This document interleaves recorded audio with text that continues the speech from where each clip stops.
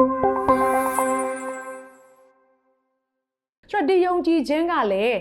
နှစ်မျိုးရှိပါတယ်နော်နားလည်ဖို့ရန်အတွက်ကတော့ပထမတစ်မျိုးကတော့ဧဝံဂေလိတရားအပြင်ရရှိတဲ့ယုံကြည်ခြင်းဖြစ်ပြီးတော့ဒုတိယတစ်ခုကတော့တန်ရှင်းသောဝိညာဉ်တော်အပြင်ကျမတို့ရရှိတဲ့ဆုကျေးဇူးဖြစ်ပါတယ်ကျမဒါလေးကိုဖတ်ချင်ပါတယ်ယောမအခန်းကြီး7အခန်းငယ်3မှာဒီလိုပြောထားပါတယ်သင်တို့သည်ကိုထင်သင့်သည့်အတိုင်းထက်လွန်၍မထင်ပဲဘုရားသခင်သည်လူအသီးသီးတို့အားယုံကြည်ခြင်းကိုဝေပေးတော်မူသည်နှင့်အညီကိုလျှောက်ပတ်စွာထင်ရမိကြောင်းငါသည်ကိုခံရသောကျေးဇူးတော်ကိုအမိပြု၍သင်တို့တွင်ရှိသမျှသောသူတို့ကိုမှားထား၏အဲ့တော့ဒီနေရာမှာဗာပြောထားလေဆိုလို့ရှိရင်လူအသီးသီးတို့အားယုံကြည်ခြင်းကိုဝေပေးတယ်လို့ပြောတယ်အဲ့တော့အခုနဧဝံဂေလိနဲ့ဆိုင်တဲ့ယုံကြည်ခြင်းကိုပြောနေတာမဟုတ်ဘဲနဲ့ဆုကျေးဇူးနဲ့ဆိုင်တဲ့ယုံကြည်ခြင်းကိုရည်ညွှန်းနေခြင်းဖြစ်တယ်အဲ့တော့ဘုရားသခင်ကလူအသီးသီးတို့ကိုဝေပေးတယ်လို့ပြောတဲ့အခါမှာတညီတညွတ်တဲ့ပုံစံမဟုတ်တော့ level ကွာသွားတယ်ဆိုတဲ့ပုံစံကိုပြောနေတာပါတချို့သောသူတွေကကြတော့လေဒီကျမ်းမာခြင်းနဲ့ဆိုင်တဲ့အရာမှာဘုရားကလုံးဝပေးပြောင်းနိုင်တယ်ဆိုတဲ့အရာကို 100% ယုံကြည်ရတဲ့သူတွေရှိတယ်တချို့ကကြတော့လေထိုကဲ့သို့သောယုံကြည်ခြင်းနဲ့ဆိုင်တဲ့အရာမှာအယံအားနိုင်နေတဲ့သူလည်းရှိပြန်တယ်ဒါကြောင့်မလို့ယုံကြည်ခြင်းနဲ့ပတ်သက်ပြီးတော့ဒီနေ့ဘုရားကဆုကျေးဇူးကိုပေးတဲ့အခါမှာတယောက်နဲ့တယောက်နော်ရရှိတဲ့ပုံချင်းမတူကြပါဘူးဒါကြောင့်မလို့ကိုကအနာရောဂါငြိမ်းခြင်းနဲ့ဆိုင်တဲ့ယုံကြည်ခြင်းကိုရထားတယ်ဆိုပါစို့တစ်ဖက်ကမရှိဘူးဆိုရင်ဟာမင်းကယုံကြည်ခြင်းကင်းမဲ့လှကြည်လားဆိုတော့လက်ညှိုးထိုးဖို့ရန်အတွက်မဟုတ်ပါဘူးတယောက်နဲ့တယောက်ဘုရားသခင်ခွဲဝေပေးထားတဲ့အရာကမတူတဲ့အတွက်ကြောင့်မလို့ကို့မှာရှိတဲ့ဆုကျေးဇူးကိုဟုတ်လာပြီးထင်ပြီးတော့နော်ကိုချီးမြှောက်ပြီးတော့ကိုဝါကြွားနေဖို့ရန်အတွက်မဟုတ်ဘဲနဲ့ညီကိုချင်းပြန်လဲပြီးတော့တီဆောက်ပေးဖို့ရန်အတွက်ဖြစ်ပါတယ်ကဲအဲ့တော့ယေရှုခရစ်တော်ကပြောခဲ့ပါတယ်မုံညင်းစေးလောက်ရှိတဲ့ယုံကြည်ခြင်းသာမင်းတို့မှာရှိပါစေတောင်ကိုနေရာကနေရွှေ့လို့ပြောရင်ဟိုပင်လေတဲ့ကိုကြလို့ပြောလိုက်တာနဲ့သင်ပြောတဲ့အတိုင်းဖြစ်မယ်ဆိုပြီးတော့ယေရှုခရစ်တော်ပြောခဲ့တဲ့အရာကိုမှတ်မိမှာပါအဲ့ဒီမုံညင်းစေးလောက်ဆိုတဲ့ယုံကြည်ခြင်းကိုဘသူကခွဲဝေပေးတယ်လဲဆိုရင်ဖျားသခင်ကသူ့အထဲထဲမှာရှိနေတဲ့အဲ့ဒီဂျေဇုကိုကျမတို့အထဲထဲကိုခွဲဝေပေးတာဖြစ်ပါတယ်ဖျားရဲ့ပြည့်စုံခြင်းရှိသမျှကိုကျမတို့လက်ခံရရှိသေးတာမဟုတ်ဘူးနော်မုံညင်းစေးလောက်ပဲရှိတဲ့ယုံကြည်ခြင်းကိုကျမတို့ကရသေးတာအဲ့ဒီအရာပေါ်မှာဟာငါကတော့သူတို့တက်ယုံကြည်ခြင်းကြီးတယ်မင်းကတော့ယုံကြည်ခြင်းမရှိလှဘူးလားဆိုပြီးတော့ညီကိုချင်းတယောက်ကိုတယောက်နော်ဖိနှိပ်ဖို့ရန်အတွက်မဟုတ်ဘူးကဲ့ရဲ့ဖို့ရန်အတွက်မဟုတ်ဘူးသူတို့ကိုသွားပြီးတော့အပြစ်တင်ဖို့ရန်အတွက်မဟုတ်ပါဘူးဒီနေ့ထိုကဲ့သို့သောမုံညင်းစေးလောက်ပဲရှိတဲ့ယုံကြည်ခြင်းကိုသင်ရထားပြီဆိုရင်သင်လုပ်ရမယ့်အရာကညီကိုချင်းကိုတိဆောက်ပေးဖို့ရန်အတွက်ဖြစ်ပါတယ်ထိုယုံကြည်ခြင်းရရှိလာစေဖို့ရန်အတွက်ယောမထဲမှာဒီလိုပြောထားပါတယ်အခန်းကြီး10အခန်းငယ်19မှာတို့ဖြစ်၍ယုံကြည်ခြင်းသည်ကြားနာခြင်းအပြင်ဖြစ်၏ကြားနာခြင်းသည်လည်းဘုရားသခင်၏စကားတော်အပြင်ဖြစ်၏လို့ပြောထားတယ်ယုံကြည်ခြင်းဟာတဲ့ဘုရားရဲ့စကားကိုကြားခြင်းတွေကဖြစ်တယ်တဲ့တခါတည်းမှာကျမတို့ရဲ့အတွေးတွေကအတန်တွေကဘုရားရဲ့စကားထက်ပိုပြီးတော့ကျယ်လောင်နေတတ်တယ်ဒါကြောင့်မလို့ကျမတို့ကဖြစ်နိုင်ပါမလားဆိုတဲ့အတွေးခေါ်ကိုပထမနေရာထားပြီးတော့ကျမတို့ရဲ့အတွေးခေါ်ကျမတို့ရဲ့အာယုန်တွေထဲမှာလွှမ်းမိုးစေလိုက်တဲ့အခါမှာဘုရားရဲ့တရားစကားကမှေးမိန်သွားတယ်ဘသူရဲ့တတ်တာထဲမှာလဲဆိုတော့ကျမတို့ရဲ့အထဲထဲမှာထိုကဲ့သို့မှေးမိန်သွားပြီဆိုတာနဲ့ယုံကြည်ခြင်းကအလိုလိုကျလာပါတယ်ဒါကြောင့်မလို့မိသားစုဝင်များဒီလောကထဲမှာကျမတို့တွေ့ကြုံရမယ့်အရာတွေအများကြီးရှိတယ်။နဆိုးဝိညာဉ်ဆိုးတွေနဲ့ဆိုင်တဲ့အရာတွေကိုတွေ့ကြုံရမယ်။လောကနဲ့ဆိုင်တဲ့ဒုက္ခဆင်းရဲခြင်းတွေနော်လူချင်းပေးတတ်တဲ့ဒုက္ခဆင်းရဲခြင်းတွေကိုကြုံတွေ့ရမှာဖြစ်တယ်။ဘုရားသခင်စစ်တဲ့ဆောင်းပွဲတွေကိုလည်းတွေ့ကြုံရမှာဖြစ်တယ်။ထိုကဲ့သို့တွေ့ကြုံပြီးတော့ကြော်လွှားမယ့်အချိန်မှာကျမတို့ရဲ့အထက်ထဲမှာယုံကြည်ခြင်းမရှိဘူးဆိုရင်ကြော်လွှားနိုင်ဖို့ရန်အတွက်ခက်ခဲပါတယ်။အဲ့ဒီယုံကြည်ခြင်းရရှိလာဖို့ရန်အတွက်ဘသူအားဖြင့်ပဲတတ်နိုင်တာလဲတန်ရှင်းသောဝိညာဉ်တော်ကဖခင်ရဲ့စကားကိုဖွင့်ပြလိုက်တဲ့အခါမှာပဲကျွန်တော်တို့အထဲထဲမှာကြားစေလိုက်တဲ့အခါမှာပဲယုံကြည်ခြင်းကမြင့်တက်လာတာဖြစ်တယ်။ဒါကြောင့်မိသားစုဝင်များကျွန်တော်တို့လုပ်ရမယ့်အရာကကျွန်တော်တို့ရဲ့အတွေးတွေကအတန်တွေကိုနားထောင်နေတာထက်ဖခင်ရဲ့နှုတ်ကပတ်တော်တရားစကားဝိညာဉ်တော်ဖခင်ကဖွင့်ပြလာတဲ့အခါမှာယုံကြည်ခြင်းနဲ့နားထောင်လိုက်ပါခံယူလိုက်ပါ။ဒါဆိုရင်ကျွန်တော်တို့ရဲ့အထဲထဲမှာရှိနေတဲ့ဖခင်ကိုယုံကြည်ခြင်းကလေတိုးပွားလာလိမ့်မယ်တစ်ဆင့်ပြီးတစ်ဆင့်တိုးတက်လာမှာဖြစ်တယ်။အာမင်မဿဲခန်းကြီး8အခန်းငယ်16ထဲမှာနတ်ဆိုးကိုနှင်ထုတ်နိုင်တဲ့ယုံကြည်ခြင်းနဲ့ပတ်သက်ပြီးတော့ကျွန်မဒါလေးကိုပြောပြခြင်းနဲ့ညဥ်ရန်၌နတ်ဆိုးဆွဲသောသူအများတို့ကိုအထံတော်သို့ဆောင်ခဲ့၍နှုတ်တော်မွက်ကာများနှင့်ထိုနတ်တို့ကိုနှင်ထုတ်တော်မူ၏နာသောသူရှိသမျှတို့ကိုတတ်တာစေတော်မူ၏အဲ့တော့ဒီနေရာမှာဘာကိုတွေ့ရလဲဆိုတော့ယေရှုခရစ်တော်ဟာသူ့ရဲ့ ministry ပေါ့နော်သူနိုင်ငံတော်ကျယ်ပြန့်ခြင်းနဲ့ပတ်သက်တဲ့အရာကိုသူကလာပြီးတော့တီထောင်တဲ့အခါမှာ तू ဘာလုပ်လဲဆိုတော့သူ့ရဲ့အထဲထဲမှာရှိနေတဲ့ယုံကြည်ခြင်းကိုသူ့ရဲ့နှုတ်ရှာပါးစပ်အပြင်ဖော်ပြတယ်။တ ဒါအရေးကြီးပါတယ်ယုံကြည်ခြင်းဆိုတာကမှန်ပါတယ်မမြင်ရဘူးဆိုတဲ့အရာရှိနေပေမဲ့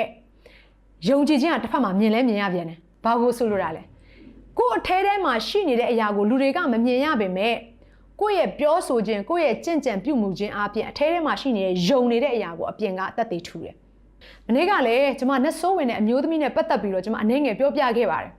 နော်အထဲထဲမှာရှိနေတဲ့ဝိညာဉ်ဟာတန်ရှင်သောဝိညာဉ်တော်နဲ့ဆိုင်တဲ့အရာလားမာနနဲ့ဆိုင်တဲ့အရာလားဆိုတာကိုမြင်တယ်သို့တော့နောက်ထပ်တစ်ဆင့်ကဘာလဲဆိုတော့ဒီအမျိုးသမီးတွေကနတ်ဆိုးနေထွက်သွားလို့ပြောတဲ့အရာကကြတော့ယုံကြည်ခြင်းနဲ့ဆိုင်တဲ့အရာဖြစ်သွားပြီဒါကြောင့်မလို့အခုဒီမှာယေရှုခရစ်တော်ကလည်းလူမြောက်များစွာကိုနတ်ဆိုးရဲ့ချုပ်နှောင်ခြင်းထဲကနေလွတ်မြောက်စေတဲ့အရာကျမ်းမာစေတဲ့ဆိုတဲ့အရာကဘယ်တွေကနေဖြစ်ပေါ်တဲ့အရာလဲဆိုတော့ယုံကြည်ခြင်းထဲကနေဖြစ်ပေါ်လာတဲ့အရာဖြစ်ပါတယ်ဒီနေ့သင်ဖျားရဲ့နောက်ကိုလိုက်တဲ့အခါမှာထိုကဲ့သို့သောမာနဲ့ညှင်းဆဲတဲ့သူတွေကိုလွတ်မြောက်စေပွင့်တဲ့ဖျားကသင်ကိုခေါ်ထားတာဖြစ်တယ်ဒါကြောင့်မလို့ငါဟာကေတင်ချင်းရရင်ပြီးရောဆိုပြီးတော့အဲ့ဒီလောက်နဲ့ကျင့်နေနေဖို့ရင်အတွက်မဟုတ်ဘူးသင်လွတ်မြောက်ခြင်းခံစားရတယ်လို့သင်ရဲ့ပတ်ဝန်းကျင်အဲမှာရှိနေတဲ့လူတွေအားလုံးလည်းလွတ်မြောက်ခြင်းခံစားရစေဖို့နဲ့ဘုရားသခင်ကတင့်အနီးနားတွေကိုလူတွေကိုပို့ဆောင်လာပေးပါလိမ့်မယ်။ကဲဆက်ပြီးတော့ကြည့်တဲ့အခါမှာတမန်တော်ဝတ္ထုအခန်းကြီး9အခန်းငယ်14မှာနော်ကျမ်းမာခြင်းနဲ့ဆိုင်တဲ့ပေတရုရဲ့ယုံကြည်ခြင်းကိုတွေ့ရပြန်တယ်။ဒါလေးကိုကျွန်မဖတ်ချင်ပါတယ်။ရုပ်ပေမြို့၌ဒေါကာဟုဆိုလိုသောတပိတအမိရှိသောတပည့်တော်မတယောက်ရှိ၏ထိုမိမသည်ကောင်းသောအခြင်းစွန့်ကြဲခြင်းအကျင့်နှင့်ပြည့်စုံလျက်ထိုအခါ၌နာ၍သေလေ၏အလောင်းကိုရေချိုးပြီးလျင်အထက်ခန်း၌တင်ထားကြ၏လုဒ္ဒမြို့သည်ရုပ်ပေမြို့နှင့်နီးသည်ဖြစ်၍ထိုမြို့၌ပေတရုရှိကြောင်းကိုတပည့်တော်တို့သည်ကြားလျင်ပေတရုသည်အလင်းမြန်ကြွလာပါမည်အကြောင်းလူနှစ်ယောက်ကိုဆေလွတ်၍တောင်းပန်ကြ၏ပေတရုသည်ထ၍ထိုသူတို့နှင့်အတူလိုက်လေ၏ရောက်လျင်အထက်ခန်းသို့ခေါ်ပင့်၍မုတ်ဆိုးမများတို့သည်ငိုကြွေးလျက်သူတို့နှင့်အတူဒေါကာရှိစဉ်အခါလှုပ်ခဲ့သောအင်ဂျီနှင့်အဝတ်များကိုပြလျက်ရှိကြ၏ပေတရုသည်ထိုသူအပေါင်းတို့ကိုပြင်သို့ထွက်စေသည့်နောက်ကိုယ်တိုင်ဒူးထောက်၍ဆုတောင်းပတနာပြုပြီးလင်ထိုအလောင်းကိုမျက်နှာလှည့်၍တပိတထလော့ဟုဆိုလေ၏ထိုမိန်းမသည်မျက်စိကိုဖွင့်၍ပေတရုကိုမြင်လျင်ထ၍ထိုင်လေ၏အဲ့တော့ဒီညမှာဘာကိုတွေ့ရတယ်လဲဆိုရင်ဖះကိုချစ်တဲ့လူတွေကိုကူညီမဆတတ်တဲ့အမျိုးသမီးဖြစ်တဲ့ဒေါကာကတေဆုံးသွားတဲ့အခါမှာကျန်တဲ့တပည့်တော်တွေကပေတရုကိုတွားပြီးတော့ဆုတောင်းပေးဖို့အတွက်ခေါ်ကြတယ်ပေတရုရောက်လာတယ်အိမ်ထဲမှာလည်းနာရေးရှိတဲ့အခါမှာလူမြောက်များစွာကငိုကြွေးနေကြမှာပါထဲမှာလူမြောက်များစွာရှိနေတဲ့အခါမှာပေတရုကဘာလုပ်လဲဆိုတော့ထိုမျိုးသမီးကိုဆွတ်တောင်းပေးဖို့ရန်အတွက်အခန်းထဲမှာရှိတဲ့သူတွေကိုအပြင်ကိုထွက်သွားဖို့ရန်အတွက်သူပြောလိုက်တယ်ပြီးတော့မှအခန်းတကားကိုပိတ်ပြီးတော့သူဆွတ်တောင်းတယ်ဆွတ်တောင်းတဲ့အခါမှာဒီမှာကျမဒါလေးကိုဒီအဖြစ်အပျက်လေးကိုမြင်တဲ့အခါမှာနားလည်စေခြင်းတဲ့အရာတခုရှိတယ်ပေတရုရဲ့အသက်တာထဲမှာသူ့အထဲထဲမှာယုံကြည်ခြင်းရှိနေမှာပါဖခင်တတ်နိုင်တယ်ဆိုတဲ့အရာသို့တော်လူတွေကိုထွက်ခိုင်းလိုက်ရတဲ့အကြောင်းရင်းကဒီလိုဖြစ်နိုင်တယ်တယောက်နဲ့တယောက်ယုံကြည်ခြင်းကမတူဘူးတချို့သောသူတွေကလည်းအယံကိုဝမ်းနည်းပြီးတော့ပူဆွေးပြီးတော့ငိုကြွေးနေတဲ့သူတွေရှိလိမ့်မယ်သူတို့အထဲကလာတဲ့မယုံကြည်ခြင်းနဲ့ဆိုင်တဲ့စကားတွေသူတို့ရဲ့ငိုကြွေးသံတွေကဘာဖြစ်တတ်စေတယ်လဲဆိုလို့ရှိရင်အထဲထဲမှာရှိနေတဲ့ယုံကြည်ခြင်းပေတရုရဲ့အထဲထဲမှာတိဆောက်ထားတဲ့ယုံကြည်ခြင်းကိုသွားပြီးတော့မှုံဝါအောင်ဖုံးကွယ်ဖုံးလွှမ်းစေတဲ့အရာမျိုးတွေဖြစ်တယ်ဒါကြောင့်မလို့ကျမတို့ဒီလောကထဲမှာအသက်ရှင်တဲ့အခါမှာကျမတို့စီမှာဖခင်ထည့်ထားပြီးတဲ့ယုံကြည်ခြင်းရှိကြတယ်။သို့တော့အဲ့ဒီယုံကြည်ခြင်းမှောင်ဝါးသွားစေဖို့ရန်အတွက်ကျမတို့ရဲ့အတွေးတွေမကဘဲနဲ့ကျမတို့ရဲ့အနားမှာရှိနေတဲ့စကားသံတွေအားဖြင့်ဖြစ်နိုင်တယ်ဆိုတဲ့အရာကိုလည်းသတိထားရမယ်။ဒါကြောင့်မလို့ကျမတို့တွေကကိုယ့်ရဲ့အနားမှာရှိနေတဲ့သူတွေဟာယုံကြည်ခြင်းအားကြီးပြီးတော့ဖခင်ရဲ့နောက်တော်ကိုစိတ်စိတ်လိုက်နေတဲ့သူတွေကိုကျမတို့ကရှာဖွေပြီးတော့အသက်တာကိုတည်ဆောက်မယ်ဆိုရင်ဒါပဲကြီးတဲ့ယုံကြည်ခြင်းကိုရရှိလာမှာဖြစ်တယ်။အာမင်ဒါကြောင့်ကျမ်းစာထဲမှာပြောထားတယ်လေမကောင်းသောသူနဲ့ပေါင်းဖော်ခြင်းအပြင်ကောင်းတဲ့အကျင့်တလေယုံရမ်းပျက်စီးတတ်တယ်ဒီလောကနဲ့ဆိုင်တဲ့အရာကိုပဲစဉ်းစားတွေးခေါ်ပြီးတော့ဒီလောကရဲ့အတန်ကိုပဲနားထောင်နေတဲ့သူတယောက်နဲ့သင်အမြဲတမ်းပေါင်းနေမယ်ဆိုရင်သင်ရဲ့ယုံကြည်ခြင်းကြီးထွားလာစရာအကြောင်းလုံးဝမရှိပါဘူးဒါကြောင့်မို့သင်ရဲ့ယုံကြည်ခြင်းကြီးထွားစေဖို့ရန်အတွက်သင်လုပ်ရမယ့်အရာကတန်ရှင်းသောဝိညာဉ်တော်ဘုရားနဲ့သင်ချိတ်ဆက်ရမယ်ယုံကြည်ခြင်းအားကြီးတဲ့ညီကိုမောင်မတွေနဲ့သင်ဟာစတင်ပြီးတော့အသက်တာကိုတည်ဆောက်ရမှာဖြစ်တယ်လူတွေအားလုံးထွက်သွားပြီးတော့ပေတရုဆုတောင်းပြီးတဲ့အခါမှာအထဲထဲမှာရှိတဲ့ယုံကြည်ခြင်းကိုသူတိဆောက်ပြီးသွားတဲ့အခါမှာတော့ပေတရုစတင်ပြီးတော့သူ့ရဲ့နှုတ်ရှာပါးစပ်ကမွတ်ဆိုလိုက်တဲ့တပိတထလော်လို့ပြောတဲ့အတိုင်းပဲ